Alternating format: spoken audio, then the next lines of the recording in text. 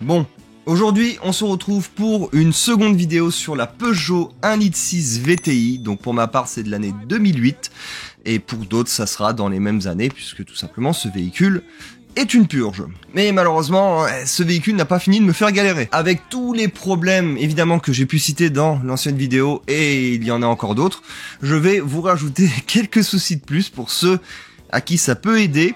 On va parler en premier de la boîte de vitesse. Et quoi de mieux que de vous le faire entendre, direction l'habitacle du véhicule. Donc nous voici à l'intérieur du véhicule. Alors je vous laisse écouter et entendre le bruit. Donc là je suis en première.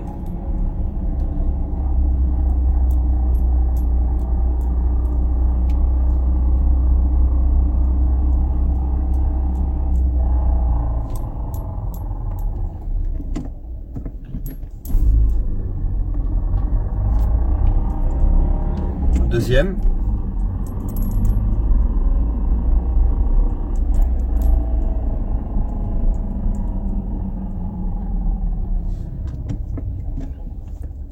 Voilà. Donc là, c'est un bruit littéralement de roulement en fait. Littéralement. Mais bon, retournons devant l'écran. Bref. Voilà.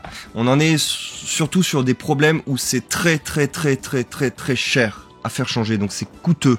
Il y a la boîte de, rien que pour la boîte de vitesse, déjà on est aux alentours des 400 balles d'occasion, et le kit embrayage complet on est aux alentours des 900 € à peu près, main d'œuvre comprise, hein. Bien sûr je parle du kit entier et de la main d'œuvre.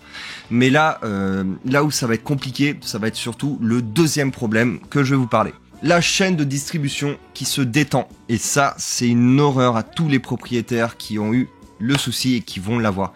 La chaîne de distribution en fait a un défaut, ça se détend et ça fait vriller le système VTI en fait. Ça fout la merde, littéralement ça fout la merde en fait. Bon bien sûr, vous allez me dire ouais mais tu dois changer le tendeur de chaîne, eh ben non, parce que ça changera pas le problème en fait.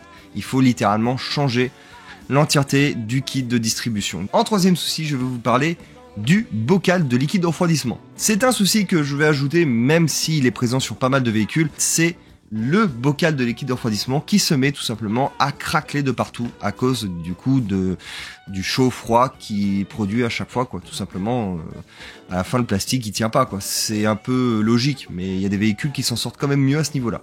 Et cette pièce bien sûr vous coûtera aux alentours des 15 €. Donc c'est un petit budget mais bon c'est un problème qu'il faut ajouter. En quatrième point je vais vous parler de l'électronique de ce véhicule. L'électronique de ce véhicule est une purge totale, c'est une horreur. Ce moteur en fait, quand il a été fait, je pense que l'électronique ils l'ont bâclé. Il faut que je vous dise quelque chose par rapport aux défauts des véhicules.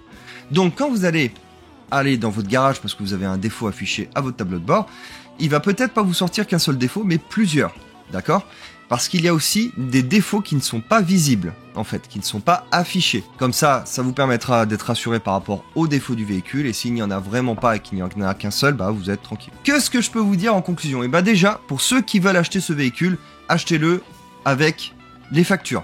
Donc déjà, que les problèmes que je vous ai parlé, là, tous les problèmes que je vous ai parlé, qu'ils aient été changés. Ce véhicule m'a coûté, avec le prix d'achat, 9 500 €. Et je dis bien 9500 €, donc je l'ai acheté 5000 balles, j'y ai mis 4500 € de ma poche. Quand je vous dis que c'est un gouffre financier ce véhicule, c'est un gouffre financier. Et pour moi aujourd'hui bien sûr c'est la goutte de trop, donc c'est fini, je m'en sépare littéralement puisque les frais qui vont venir dépassent largement, tout simplement, encore une fois, des sommes astronomiques que je ne vais pas mettre dans ce véhicule, même si je le faisais moi-même, j'en aurais pour cher et je n'ai pas littéralement le temps ni les moyens de le faire. Et ça, c'est pas à la portée non plus de tout le monde.